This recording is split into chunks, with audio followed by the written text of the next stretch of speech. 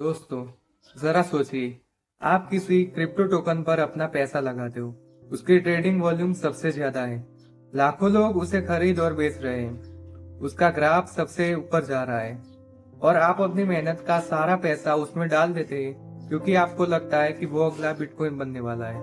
लेकिन दूसरे ही दिन आप देखते हैं कि उसकी वैल्यू 0 हो गई है और आपकी मेहनत का सारा पैसा गायब हो गया है। इस घटना के बाद आप सोचेंगे कि आपकी किस्मत खराब थी या मार्केट क्रैश हो गया था। लेकिन क्या होगा अगर मैं आपसे कहूँ कि जो ट्रेडिंग वॉल्यूम आप देख रहे थे, जो बड़ी बड़ी बातें आप सुन रहे थे, वो सब एक स्कैम था।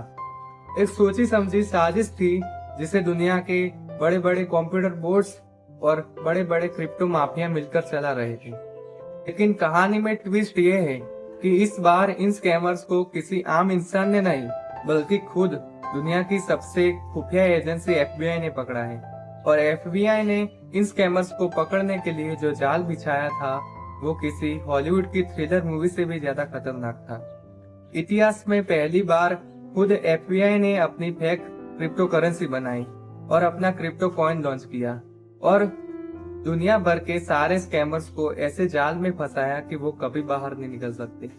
और एफबीआई के इस जाल में भारत के भी कई लोग फंसे हैं।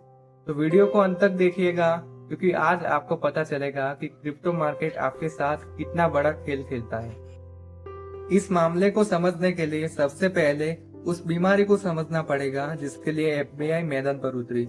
उस बीमारी के दो नाम हैं। पहला है वॉश ट्रेडिंग, दूसरा है पंप एंड डंप। क्रिप्टो की दुनिया में किसी भी कॉइन को कामयाब होने के लिए सबसे बड़ा इम्पोर्टेंट बात है वो है उसका ट्रेडिंग वॉल्यूम। मतलब कि लोग उसे कितना खरीद रहे और कितना बेच रहे। अगर किसी क्रिप्टो कॉइन का ट्रेडिंग वॉल्यूम ज्यादा होता है तो बड़ी बड़ी एक्सचेंज जैसे कि कॉइनबेस एंड बिनेंस उसे अपने प्लेटफॉर्म पर लिस्ट करती है। तो बात करते हैं कि स्कैमर्स क्या करते हैं। स्कैमर्स अपने खुद के नकली 100-200 वॉलेट बनाते और वो मार्केट मेकर्स जैसी कंपनी को हायर करते।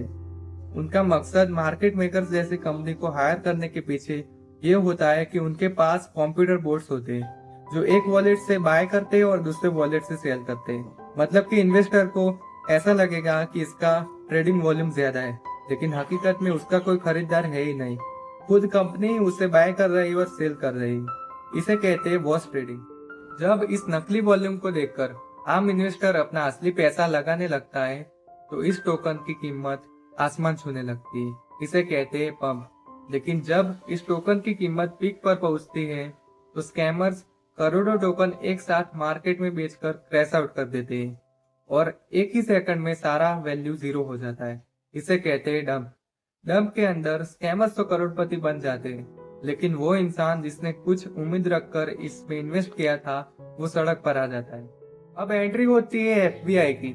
कई सारे लोगों ने एफबीआई को कंप्लेन करी कि क्रिप्टो मार्केट में सरेआम ये धंधा हो रहा है, लेकिन एफबीआई ने सोचा कि ब्लॉकचेन पर इन लोगों को पकड़ना बहुत मुश्किल बात है क्योंकि ये लोग अलग अलग देश में बैठकर फेक आईडियो या फिर टेलीग्राम ग्रुप के जरिए काम करते हैं। लेकिन एफबीआई ने सोचा कि अगर चूहे को पकड़ना है तो पिंजरे में पनीर का टुकड़ा तो रखना ही पड़ेगा। और बाद में 2024 में एफबीआई ने एक अंडरकवर सीक्रेट मिशन स्टार्ट किया जिसका नाम रखा गया ऑपरेशन टोकन मिरर।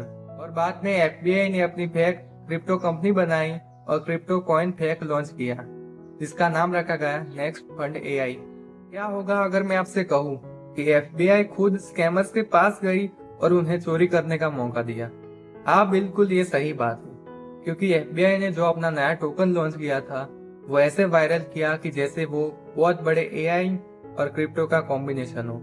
उनके लिए नई वेबसाइट बनाई, सोशल मीडिया पर वायरल किया और बाद में मार्केट पर लॉन्च कर दिया। इसका पूरा कंट्रोल एफबीआई के पास था ताकि आम जनता इसे खरीदे ना और स्कैमर्स के लिए बहुत बड़ा अट्रैक्शन बन जाए। इसके बाद एफबीआई के अंडरकवर एजेंट्स जो अपनी खुद की सही पहचान छुपाकर घूम रहे थे वो मार्केट मेकिंग कंपनियों के पास गए और उन्होंने कहा कि ये हमारा नया टोकन है जिसका नाम है नेक्स्ट फंड एआई और हम चाहते हैं कि आप हमारे लिए इसका वॉश ट्रेडिंग करें और इसकी कीमत बढ़ाएं ताकि हम इससे आम जनता का पैसा कमा सके। जैसे ही मार्केट मेकिंग कंपनियों ने इस ऑफर के बारे में सुना, उनके मुंह में से पानी आ गया। उन्हें क्या पता था कि जिसे वो क्लाइंट समझ रहे वो एक क्रिमिनल नहीं बल्कि एफबीआई का एजेंट है जो उनकी सारी बातें रिकॉर्ड कर रहा है। इन कंपनियों के अधिकारियों ने FBI के एजेंट्स को अपनी सारी स्ट्रेटेजी समझा दी और बड़े गर्व से बताया कि उनके पास ऐसे बोर्ड्स है जो टोकन की मार्केट वैल्यू बढ़ा सकते हैं। तो कहानी यही खत्म नहीं होती।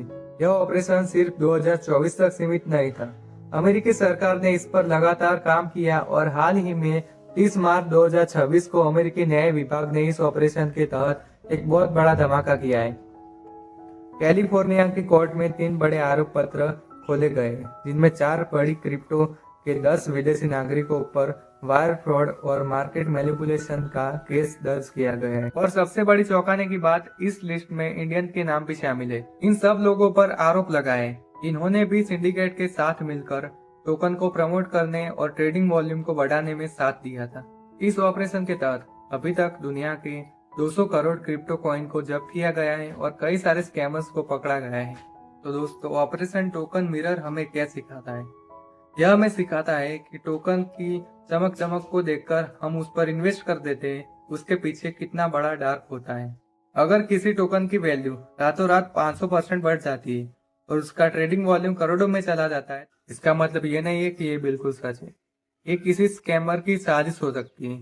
तो ऐसे स्कैम से बचने के लिए हमारे वीडियो को लाइक करें और चैनल को सब्सक्राइब करें। मिलते हैं अगले वीडियो में नए टॉपिक के साथ। तब तक के लिए जय हिंद।